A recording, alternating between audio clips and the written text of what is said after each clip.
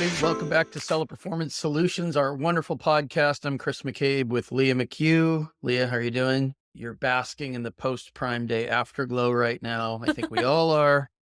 Been an interesting week. We've got some ideas about future episodes that'll be coming up lickety-split. Today, we wanted to focus on misinformation, interesting guidance we've seen from inside Amazon, and we're talking sometimes about account managers, paid account managers, SAS core.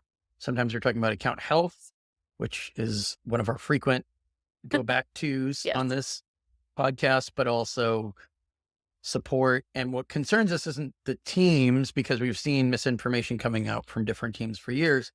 It's how widespread across how many topics: multiple account policy, ASIN variation creation policy, sometimes even reviews abuse. That's a hot topic again right now. Whether or not you acknowledge that you've done something wrong, or whether you have to dispute it in order to resolve it. There's lots of curious guidance and suggestions and advice coming out of account management and support and all of these other teams lately. You've got some examples. I've got some examples. Why don't we start with the multiple account policy note that you saw? Yeah, so Yeah. it's just interesting with people internal to Amazon quoting a policy that changed. Was it 3 years ago? I want to say it was 3 years No, ago that the multiple accounts policy changed. more recent than that. Well, when did the aggregator start? About 3 years ago, and Well, that's that, around when yeah, it changed. So, yeah. so It you know, wasn't, a conversation about how sellers aren't allowed to have more than one, which is not true, but interesting that something that has changed such a long time ago is something that was being quoted as a potential reason as to why the seller was dealing with a certain issue. I think multiple account got confusing a couple of years ago when a bunch of people blocked for being related to an account that they probably weren't even actually related to. When they called to complain or when they tried to appeal, all the messaging that came back, and some account health reps would say this on calls, said, "Oh, you violated our multiple account policy." So their own internal people were mixing and matching between what a related account block is and what having multiple accounts Well, and is. And then well, within that, they didn't understand the I think that's policy. because when they did update the policy, they did actually put the related account policy is now part of that multiple account policy. Down the bottom, it says that, you're allowed to have multiple It's accounts as long as added, there's a legitimate business reason. However, if one of your accounts right? gets suspended, all of them will get suspended for being related to that suspended account. So But that I think that's why it got confused internally, because they decided to jam those two things together in but the policy those pages. in the messaging, yeah, but those are two distinct concepts that all of these people, I guess the frightening thing is you would expect all these people to be trained or retrained on this before giving advice that could impact your appeal, impact your account structure, impact your relationship with your account manager. It could impact so many different things. And sellers did misunderstand the multiple account policy back then. And Mhm. now this misinformation is creating more misunderstandings. Yeah, and I think, So, of a bigger concern to me than uh, that sort of misinformation is misinformation that I've seen people get from account managers that would actually get the seller in trouble. So most sellers at this point know that Amazon has internal AI tools that SAMs use to make recommendations to improve your listing optimization. And I've seen multiple sellers get recommendations to add things to their listing mhm. that would absolutely get the listing flagged and suspended. It doesn't seem like Amazon's internal tools took compliance into account when they started They never recommending do. things being added to the listing. But I've also heard from multiple sellers that if they don't take the exact advice that their SAM gives them, then their SAM has a little bit of like a hissy fit of like, oh, well, then none of this will work. Never mind. So if they Or don't do exactly what they say, then the SAM no longer wants to help them, even though the advice that they're giving them will actually get them into trouble. it could be grounds to kick them out of the program too, something that they're paying into. Maybe they can unplug. I've Well, seen but a that's lot the of thing, account because also if you're managers. suspended, you do lose Yeah. access to your account Mm, manager. So they're recommending things that will get them into trouble. And then when they do get into trouble, they can't help or won't. yeah. A lot of people don't realize this can be another episode. A lot of people don't realize if it's code of conduct related, your account manager can just stop representing you and dump you out of the program even before your account gets suspended. Usually that's a sign that your suspension's imminent.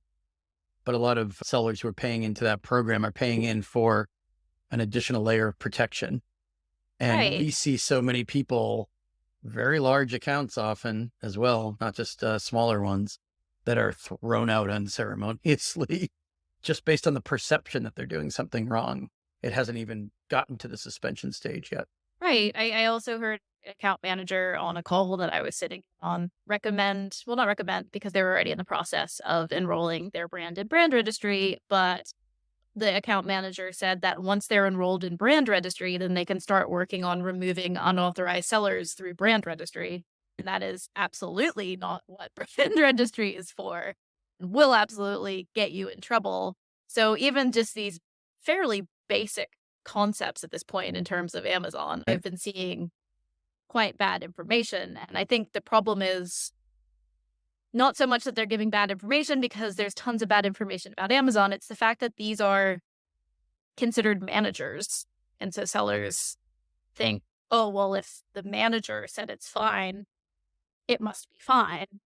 Yeah. And, and they're following this advice that, again, can potentially get them into trouble. And it's not like seller performance or the compliance team are going to be like, oh, your manager said it was okay. Oh, okay. Right. And review harvesting by merging listings. This is another one we've seen mostly support reps giving the Hmm. advice. I mean, support over the years, we've become numb to this concept that support gives terrible advice and inaccurate advice almost all the time, Right. which is why it's funny, in a strange way, funny to me when higher level Amazonians advise sellers in emails or on calls to, oh, well, this issue, go to support for that. I mean, they know support could give you advice that could get you suspended. Why do they, if they're higher level at Amazon, they should know that steering you that way could get your whole account taken down. I hear it from account health So, too. I've had both account health and support tell sellers, oh, your listing is blocked. Just make a new ASIN for that. right. It's That's like, the oh, cool. favorite. So your entire account can get suspended. The old standby. I mean, we see service providers doing this as well. But the old standby, of course, being just make a new listing. Anyone who can't figure something out. We saw a lot of people kind of like copycat appeals services who couldn't figure out how to do a proper reinstatement appeal, just work on getting the listing back up, however, any means possible. And of course, that's a doubling down on the violation. Yeah, you're actually making like multiple violations by doing Right. that. So then you're just multiplying the types of violations, which could lead to an account wide review or an account wide deactivation or restrictions, not just these individual ASINs. But bad advice outside the company is different from bad advice coming from inside the company because people tend to take it as gospel and to Right. follow it. And then you and I have to spend time. Here's our selfish beef. We have to spend time telling people that they shouldn't listen to internal teams Yeah. because the information's wrong, puts us in an extremely awkward place. And I don't think we need to be there. I think this could be corrected. Well, I mean, at this point, it's not just the lower level teams that I'm getting this from. I've seen cases where Amazon's legal team has completely misquoted an act that has zero relevance to the product. They've just quoted what compliance mentioned previously without Yeah. actually reviewing the case. So it's not even that it's just these lower level teams, it's going all the way up to the point where we're literally having to fight in these email threads to be like, no, you haven't reviewed this properly. That has absolutely nothing to do with what we are talking about here. Yeah. And Especially with legal yeah, issues. Some people are making judgments on legal issues within Amazon that aren't legally trained and are right. Well, the giving advice compliance based team, on for it. the most part, is not legally trained. Yeah. And well, the compliance team you've been talking about for 2 years, I guess, how they kind of slapped it together. It looks like they just grabbed whoever was available and threw them into compliance and they didn't have compliance training or experience. Isn't that what you more or less been telling So brands for that two was the case years? a few years ago, but then they've Mm. taken what already was a broken process and have tried to automate more of it. So now it's just you get stuck in an automated hell loop Yeah. where how can you automate a process that didn't work in the first place? So now we're just getting more ridiculousness because no one's actually reviewing it. So if they misidentify something, there is no way to get someone to actually be like, oh, yeah, that is not what this is, unless you escalate it up. Yeah. So, And and I think, we see the same thing on documentation review as well. A lot of that is being automated too.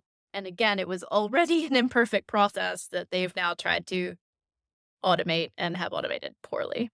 I think I figured some of this out because we have so many hundreds to thousands of examples over the years where they kept telling the brand, you're wrong, you're wrong, you're wrong, you're wrong, you're wrong. Okay, we made a mistake on the 18th message.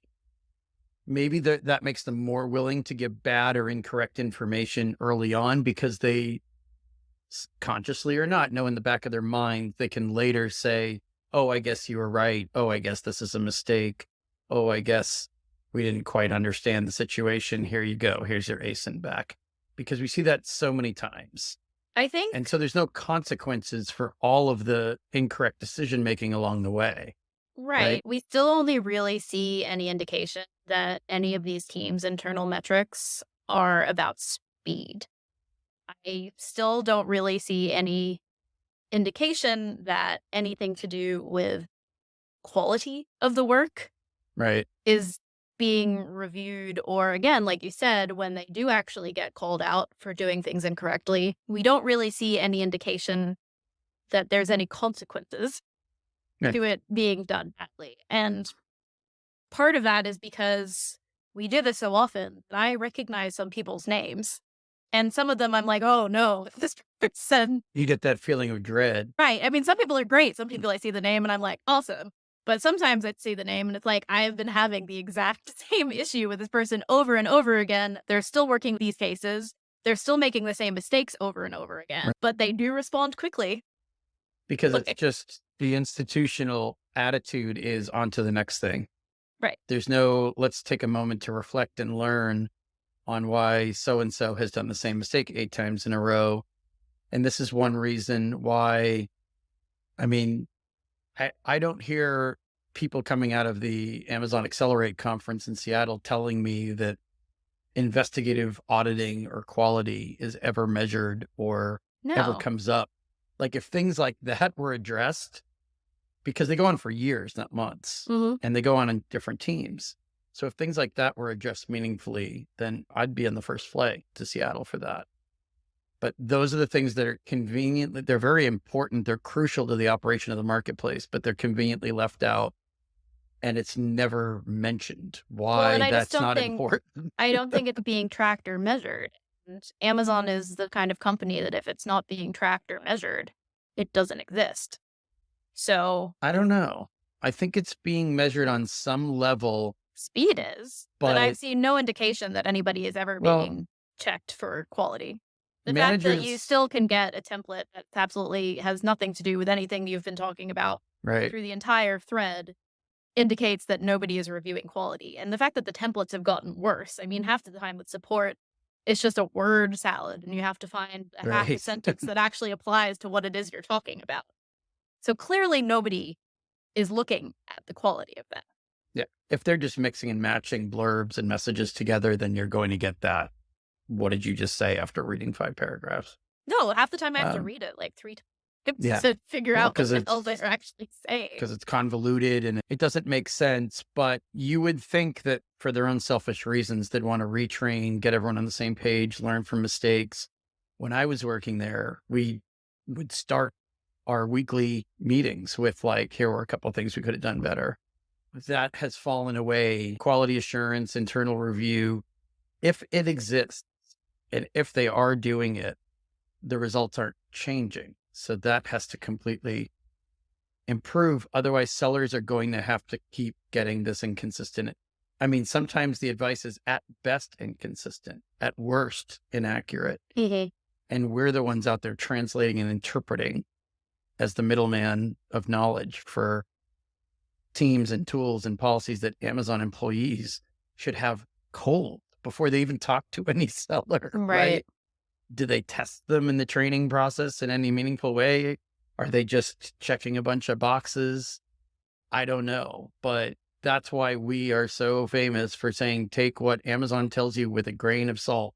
And sometimes you say big grain of salt because we can see the messaging, we can read the situation, and the two are not congruent, Well, and I right? think that just comes down to what I've been hammering for however many years. And I know it's not something that anybody wants to do, but you need to be familiar with the policies yourself because you can't trust looking at what other sellers are doing because, as I famously say, can do 2 clicks on Amazon.com and find a policy violation. So you Yeah. can't go off what other people are doing, and you really can't go off what Amazon tells you either. So you are ultimately are the one that will be held responsible if anything goes wrong, which means that you need to be familiar with Amazon policies yourself.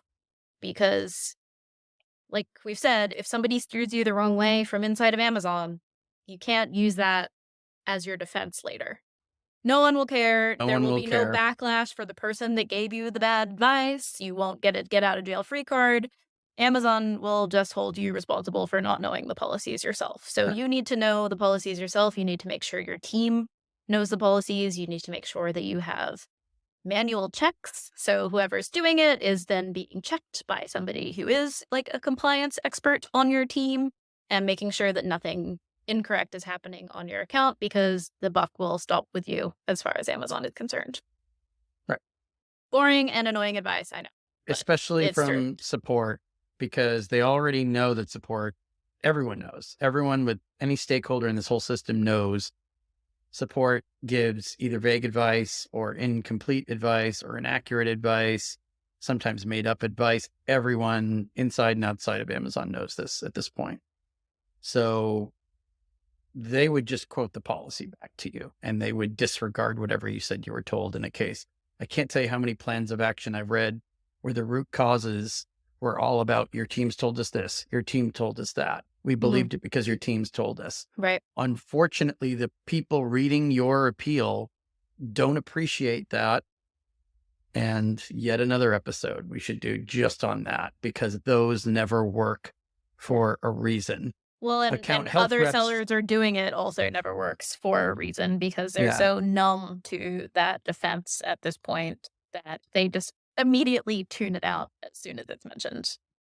The problem is you're right that you got the bad advice, but the seller performance people reading the appeal and making, or compliance or policy people making the appeal for an ASIN or account reinstatement, they're numb to that fact that support might give terrible advice, but they're also never accepting that as an excuse. So maybe that actually is the root cause of the problem. And maybe it was an acceptable excuse. The audience who makes the decision doesn't care because to them, that's not relevant. I'm not saying I agree with that, Well, and that's but what I'm saying is that they consider you're responsible for knowing policy. right. If you were given bad advice, Amazon holds you responsible for not knowing better. So it really does come down to you knowing what you are and are not allowed to do, which leads me to my final piece of advice on this, which is just because Amazon's system will allow you to technically do something does not mean that it is within Amazon policy, because that is another conversation that we regularly have, or I see in appeals, is that the catalog system let them do it, so it must be fine. Or they were able to do it in Seller Central, therefore it must be fine. Or people are offering it as a service, so it is technically possible to do, therefore it must be within policy. And that's just absolutely not true. Obviously, there's always going to be loopholes that people find and try to exploit. That doesn't mean that that is allowed. It just Like means the somebody found a break in the system. right, like the review harvesting by merging listings Right. happens every day, all the time, completely against policy. Changing the And brand attribute, definitely against policy, even right. though technically possible to get done in the system. And we sometimes talk to sellers who think we don't know what we're talking about because they can see other people getting away with murder. Just because you can get away with murder doesn't mean it's policy compliant. And of course, you have to make your decision whether or not you want to break policies and whether you want to risk your whole account. That's fine. That's up to you. Most people we work with are in it for the long haul and they are policy compliant because they want to stay selling on Amazon. It's not rocket science. We give the advice we do because we've seen the consequences and the outcomes that those people don't see yet because they see other people getting away with it. Hmm. Or perhaps they've gotten away with it themselves for a while. But today's enforcement and tomorrow's enforcement can be two totally different things. Most of 2023, we've seen very few people getting suspended for reviews abuse practices. Now, all of a sudden in September, it came roaring back. So that Variation misuse. I changes. haven't seen account suspensions for that in ages, and now they're everywhere. That changes month to month. It's a seasonal thing too, Hmm. especially right on the cusp of Q4. Now we're in Q4. They didn't want to suspend everyone right on Prime Day. They Right. wanted to do it a month before Prime Day. Again, some of these aren't just Amazon policies. Some of these are laws that you're potentially breaking. And a conversation that I have way too often with sellers is, well, we've been doing this for 10 years. And I'm, well, you've been breaking the law for 10 years then. Yes. So again, I get that some people are like, oh, it's just an Amazon policy. It's not that important. Some of these policies are based on laws. So keep that in mind that it's not just Amazon that you could be upsetting with your Hmm. behavior. You could be upsetting other people who now have grounds to sue you, or you could be upsetting other government bodies like the FDA or the FTC or the EPA. So these are all things to There's keep so in many. mind as you are navigating what you should be doing when you're looking at other people's Right. behavior. So we'll Don't look at other close. people's behavior. Simple. We'll close with that. Don't agitate or upset federal agencies by breaking Just the in law. general, good And rule of definitely thumb. don't break the law consistently for 10 years. That's another good Yeah. tidbit from that last Yes. comment. Or even 5 or even 2. Generally try to Um, avoid that. so we'll be talking about this and other wonderful topics throughout Q4. Any questions on it? Let us know. Thanks again for listening to Seller Performance Solutions. Bye bye. That Hey, everybody. Welcome back to Seller Performance Solutions, our wonderful podcast. I'm Chris McCabe with Leah McHugh. Leah, how are you doing? You're basking in the post Prime Day afterglow right now. I think we all are. It's been an interesting week. We've got some ideas about future episodes that'll be coming up lickety split. Today, we wanted to focus on misinformation, Mhm. interesting guidance we've seen from inside Amazon. And we're talking sometimes about account managers, paid account managers, SAS core. Sometimes we're talking about account health, which is one of our frequent go back tos Yes. on this podcast, but also support. And what concerns us isn't the teams, because we've seen misinformation coming out from different teams for years. It's how widespread across how many topics, multiple account policy, ASIN variation creation policy, sometimes even reviews abuse. That's a hot topic again right now, whether or not you acknowledge that you've done something wrong or whether you have to dispute it in order to resolve it. There's lots of curious guidance and suggestions and advice coming out of account management and support and all of these other teams lately. You've got some examples. I've got some examples. Why don't we start with the multiple account policy note that you saw? Yeah, so No. it's just interesting with people internal to Amazon quoting a policy that changed. Was it 3 years ago? I want to say it was 3 years No, ago that the multiple accounts policy changed. more recent than that. Well, when did the aggregator start? About 3 years ago, and Well, that's that, around when yeah, it changed. So, yeah. so It you know, wasn't a conversation about how sellers aren't allowed to have more than one, which is not true, but interesting that something that has changed such a long time ago is something that was being quoted as a potential reason as to why the seller was dealing with a certain issue. I think multiple account got confusing a couple of years ago when a bunch of people blocked for being related to an account that they probably weren't even actually related to. When they called to complain or when they tried to appeal, all the messaging that came back, and some account health reps would say this on calls, said, "Oh, you violated our multiple account policy." So their own internal people were mixing and matching between what a related account block is and what having multiple accounts Well, and I is. And think then that's well, within that, they didn't understand the I think that's policy. because when they did update the policy, they did actually put the related account policy is now part of that multiple account policy. Down the bottom, it says that, you're allowed to have multiple It's accounts as long as added. there's a legitimate business reason. However, if one of your accounts Right. gets suspended, all of them will get suspended for being related to that suspended account. So But that, I think that's why it got confused internally because they decided to jam those 2 things together in But the policy those pages. in the messaging, yeah, but those are 2 distinct concepts that all of these people I guess the frightening thing is you